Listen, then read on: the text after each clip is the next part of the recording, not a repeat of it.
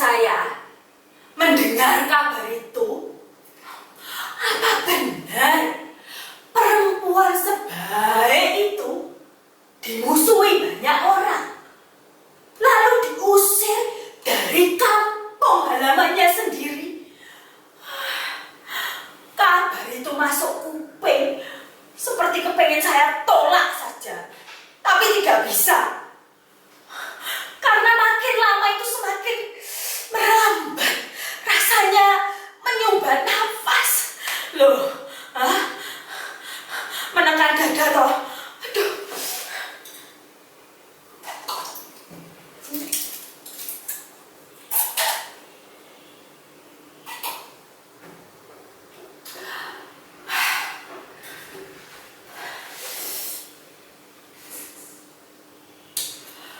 Sayang saya tidak melangkah ke sana, lalu mencari kebenaran tentang kabar itu. Saya masih terpuruk di sini, di balik pintu, seperti orang terpenjara. Mestinya kan saya segera melangkah ke sana lalu bertanya pada orang-orang, "Hei, apa benar perempuan itu diusir? Apa kesalahannya?"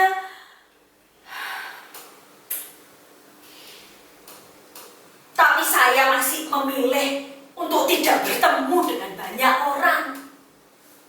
Bukan karena saya takut dikira membelanya, tapi udara di sini masih berurai racun. Dan racun yang bertebaran ini bisa dengan gampang menyerbu dan membekap siapa saja.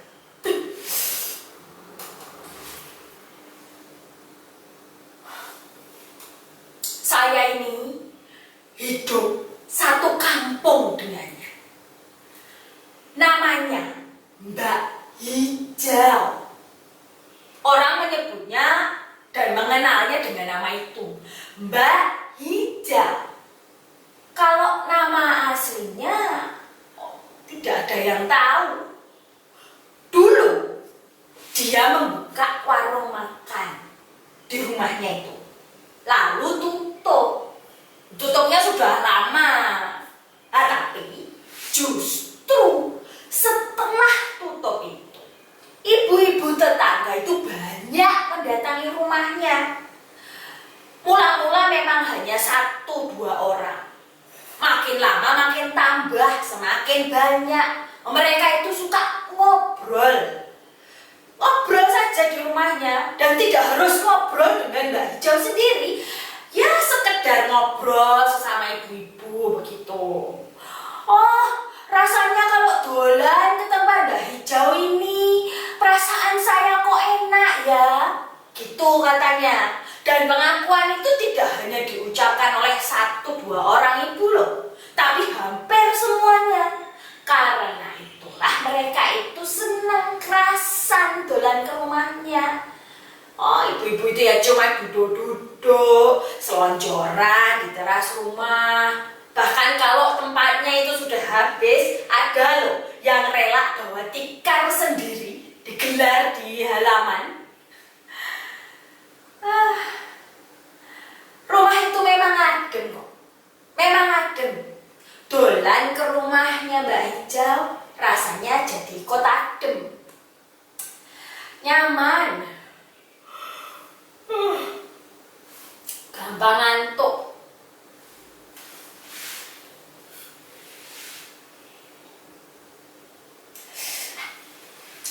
Jadi begitulah pengakuan ibu-ibu yang suka dolan ke rumahnya. Mula-mula ya memang hanya ibu-ibu di sekitar rumah tetangga saja. Tapi lama-lama orang-orang dari luar kampung juga, dan lama-lama makin beragam. Ada tua, muda, laki-laki, perempuan, yang selainnya itu. Dan mereka datang dari berbagai kota. Ada yang datang karena patah hati. Ada yang datang karena ya sekedar merasa kesepian. Oh, ada yang datang karena usahanya itu bangkrut, kena PHK. Tapi ada juga yang sengaja datang karena kepengen jabatannya di kantor itu tinggi menjulang. Saya bukan dukun, dan saya juga tidak bisa mengobati. Saya ini orang biasa. Sungguh, saya ini sama seperti mereka yang suka datang ke rumah saya. Begitu pengakuannya Mbak Hijau setiap kali ditanya oleh banyak orang.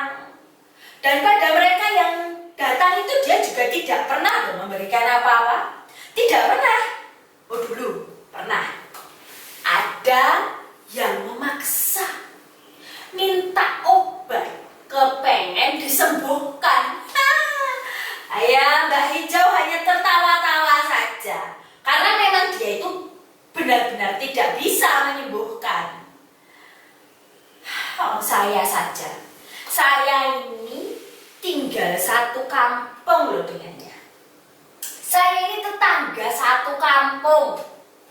Saya juga merasa heran. Heran saya. Dan sama seperti kebanyakan orang, saya juga merasa kalau Mbak Hijau ini orangnya aneh. Aneh. Karena nih, baru mau mendekat ke rumahnya saja, ada perasaan yang berbeda. Rasanya itu sejuk gitu. Oh, pikiran menjadi kendor.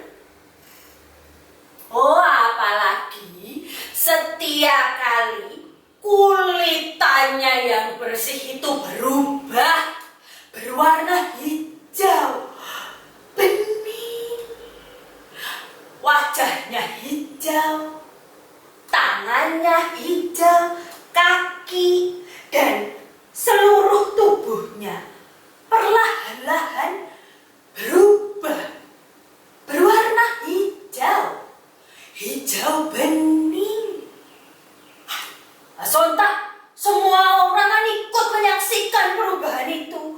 Wah, orang-orang di sekitar rasanya seperti dialiri perasaan tentram yang menyejukkan.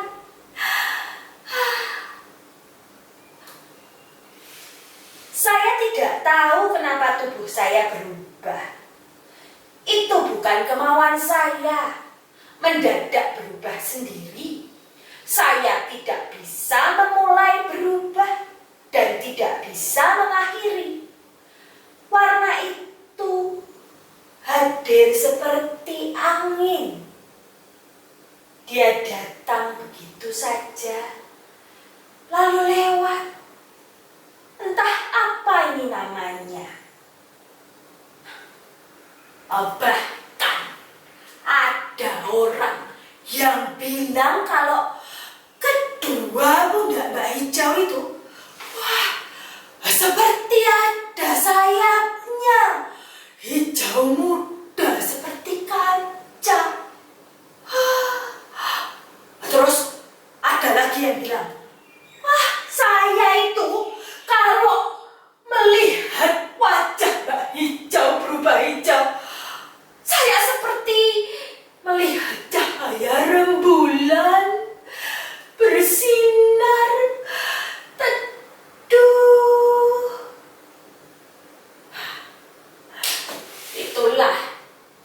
Itulah yang membuat orang-orang itu berbondong-bondong mendatangi rumahnya. Hampir semua yang datang itu seperti membawa beban keseharian gitu. Lalu seperti sedang berjalan di bawah terik matahari dan sekedar kepengen berteduh. sambil membasuh peluh.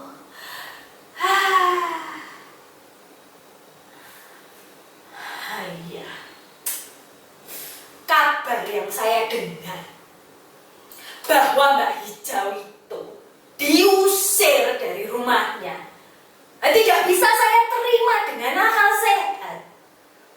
Perempuan yang saya anggap seperti sebuah pohon.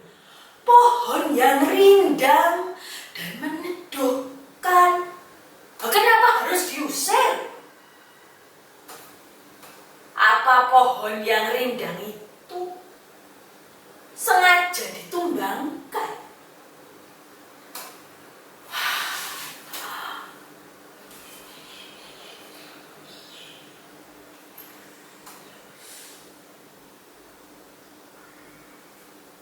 Dari balik pintu ini,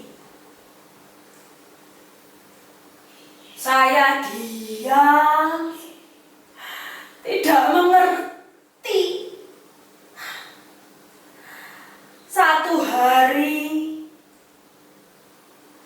seminggu, sebulan.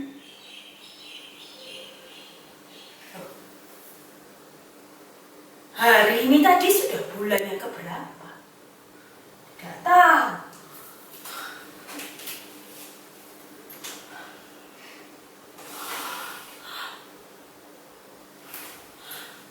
Mbak Hijau sudah benar-benar tidak tinggal di rumahnya lagi.